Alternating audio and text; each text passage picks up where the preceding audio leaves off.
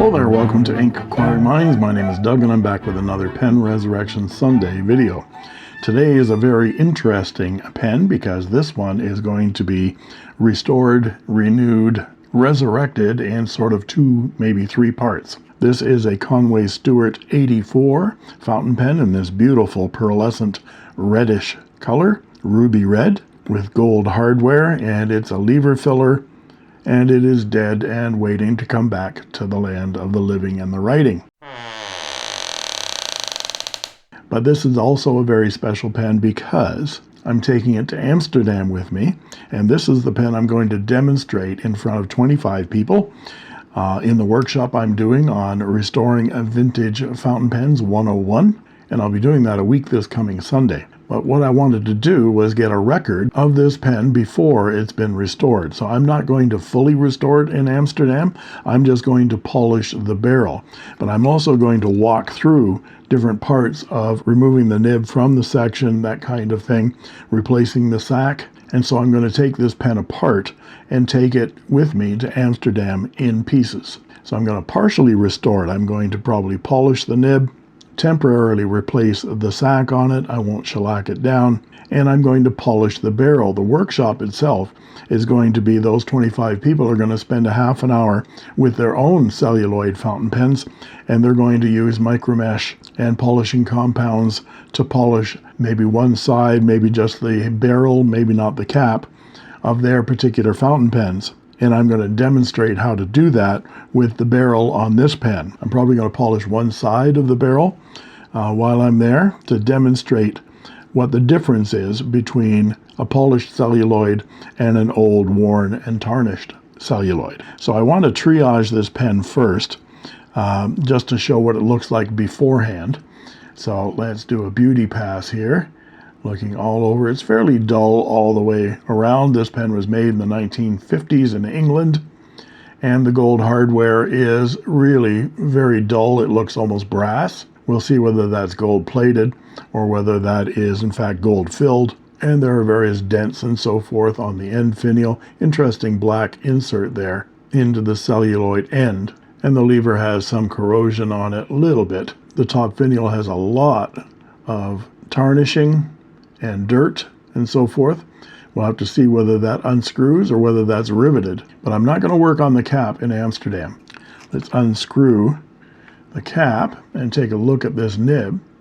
It is a Conway-Stewart 14 CT gold, and it looks like a really interesting nib. It looks like an oblique broad. It needs a little bit of tweaking, I think. If we look end on here, you can see that those tines are misaligned. So I may do a little bit of tweaking. I'm going to do some polishing. And the section was already loose on this one. So we take the section off, and there's the old sack that was on there. And it looks like it's fairly intact, but I'm going to take a new one with me and do some cutting to size and so forth. So let's pull this old one off. There's old shellac right there. I'm just going to peel this off.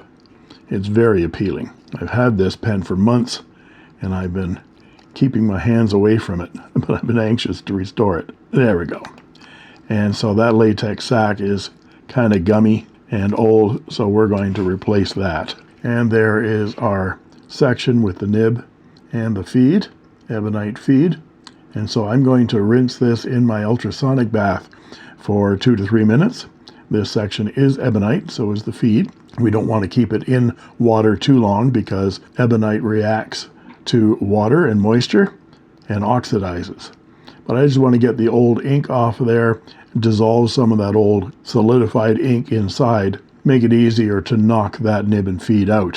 While that nib is sitting in the ultrasonic bath of my homemade pen flush, which is 9 parts distilled water and 1 part ammonia, let's take a look at the inside of the barrel with my inspection camera here and see how that lever works and whether the pressure bar is intact. And it looks like it's working fairly nicely. And you can see without any polishing at all or cleaning how translucent that barrel is. So here's the nib unit out of the ultrasonic bath. The gold is already a little bit brighter, and hopefully that's loosened up that feed a little bit. So we'll put it in my knockout block and get out the proper size rod. and see whether we can tap this out. Wow, one tiny tap and it just fell right out. Well, the nib fell out anyway, not the first time the nib has dropped out, but not the feed. Let's keep tapping on this. There we go. And there's our nib, and it has a number 4 on the bottom, and it's looking very good. So it'll be about a month from now we'll be able to see it polished up on this other side, because I'm going to try to polish this up in Amsterdam. Now, while I'm there, I don't actually have my Dremel tool with me, but I got this little portable buffer tool. Well, it's actually a rotary tool that is USB powered. It's called Jang Life. I think I got it on either Temu or AliExpress. It doesn't have a lot of torque, but it's very portable. So I'm going to see whether I can do the final polish on the celluloid and do a polish on the nib using this tool during the demonstration. That should be fun. And there's our feed, dull ebonite. I'll probably polish this up now, get it all clean and ready to go. And I think I'm going to polish the section as well, because it's looking really, really dull. I'm going to scrape off all that excess shellac that's on the tail there, and I'll sand that ebonite of the nipple so that it makes it easier to accept the new sack. So I have all those things ready to go for the workshop. Okay, so here's the section, all polished up and bright and shiny like a piano key. And here is the feed, looking very, very shiny indeed. Look at that. I've also rubbed the stem of this feed with some 400 grit sandpaper just to roughen up that ebonite. And I did the same thing with the tail, the nipple on that section. This acts like a lubricant and allows the feed to slide into the section nicely and roughs up that surface, takes off any old shellac, and prepares the surface for the new sack. I just put the barrel in the pen flush ultrasonic bath for a couple of minutes just to clean out any interior old ink or sack remnants. It's all looking very good actually, but you'll see that the pressure bar is missing because it fell out while I was cleaning, and so I polished it up. Again, I just buffed it with some 400 grit sandpaper, and it cleaned up really nicely. There was just some old latex stuck to that pressure bar, and we just feed that back in to the barrel. You might be able to see in there the lever has some hooks on it right there. There's the hooks, and they go right into these channels right there. So the pressure bar is facing the sack and presses back and forth against that sack, and so we just feed that down inside. I usually use some large tweezers to do this, or forceps, something narrow, and we slide that hook along there. I'm probably not going to be able to do this on camera, so I'll try to hook it on there, slide it down, get it in place, and then turn the camera back on. So this has been a bit of a pain because those two little stoppers there, those two little indents, were almost flat and it kept slipping out. So I just pushed them in a little bit with some tweezers to make them actually stop the hooks from falling out once they slide in. And then it's a matter of keeping the lever vertical and seeing through there, through that slot, to be able to hook those tiny hooks into that section between there and there. And like anything, it's simple once you know how to do it. But getting to the point of knowing how to do it takes some time. First of all, I had to look at my inspection camera video to see what the orientation of that pressure bar was. And it was those notches were up. And then you have to angle this lever at the right angle to get those hooks into that little channel. Hold the lever firm and then press up with some very thin needle nose pliers. Hold the lever firmly and push up with the pliers until it snaps in place. So once I figured out how to do it properly, it only took me 2 seconds. Easy peasy. And you may well ask, but Professor Doug, what size sack does a Conway-Stewart 84 use? Well, it's funny you should ask that, because I've just been asking Google the same question.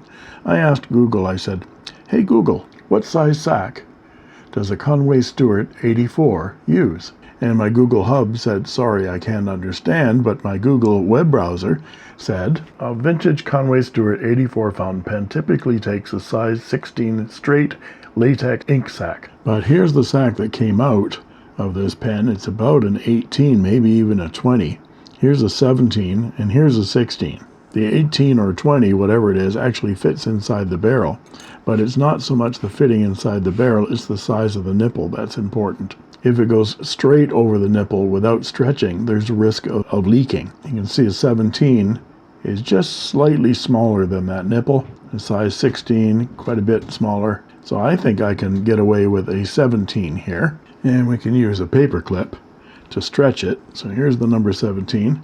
We can stretch it like that, and then stretch our paper clip a bit, and that will stretch the sac, and we can push it just like that, and then we can push the nipple underneath that leading edge, and then we can push that nipple underneath that leading edge of that sac just like that to stretch it around the section, and then pull the paper clip out. But it is much easier to use a sac spreader like this. Put it inside the sac, spread your sac, flip it underneath, whoop, just like balloon animals.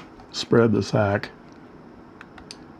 slip it underneath like that, and you can see how the sac stretches around that nipple, giving a really nice tight seal. Of course, you'll do that with shellac, and we'll have to trim this sac to length. And I just lost my pressure bar. There, so I put the pressure bar back in, and I put the number 17 size sac in the barrel so that it holds that pressure bar from slipping out again.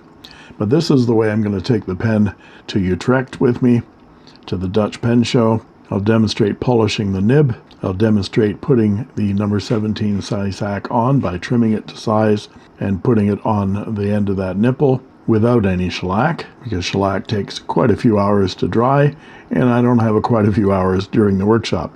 So I'm going to demonstrate going through all of that, and then we're going to polish up this barrel and show them techniques I use to get these brand spanking new again. And when I come back from Utrecht, I'll finish doing this resurrection, and this pen might be for sale, it might not, we'll see. I made this.